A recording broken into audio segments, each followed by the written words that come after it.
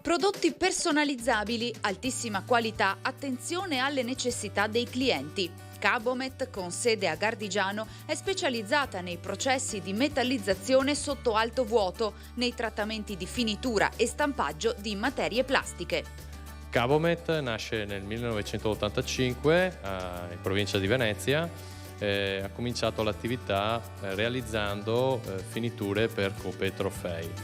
Nel tempo si è specializzata poi nel settore dell'illuminotecnica e anche in altri settori quale automotive e accessoristica per mobile. Nell'ultimo periodo, negli ultimi 2 anni, ci siamo specializzati nelle finiture per packaging cosmetico, dove viene richiesta una rilevante finitura estetica con un'attenzione anche alle resistenze chimiche. I nostri clienti sono principalmente aziende e industrie che producono packaging, che può essere packaging da cosmetica o possono essere produttori anche di vetro dedicato all'illuminotecnica e all'oggettistica per mobile. I campi di applicazione sono innumerevoli. Fanaleria, particolari di automobili, di ricambistica. Riusciamo a coprire quelle che sono esigenze dell'accessoristica del mobile, tutta la minuteria plastica e metallica che viene utilizzata per costruire mobili o arredamento in generale, per poi arrivare proprio più nello specifico nel design, dove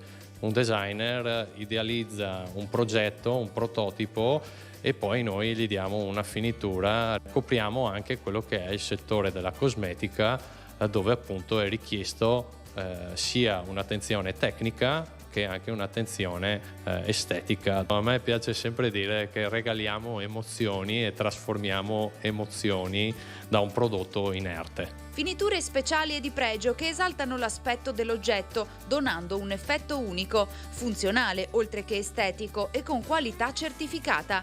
Un'idea trova realizzazione grazie ad una esperta progettazione. Personalizzazione, customizzazione, flessibilità nel produrre anche lotti piccoli, però senza tralasciare o trascurare l'attenzione all'ambiente, in quanto i nostri processi sono tutti processi che hanno un impatto ambientale molto basso. Valorizzazione delle idee, servizio accurato, veloce, affidabile, la forza di Cabomet.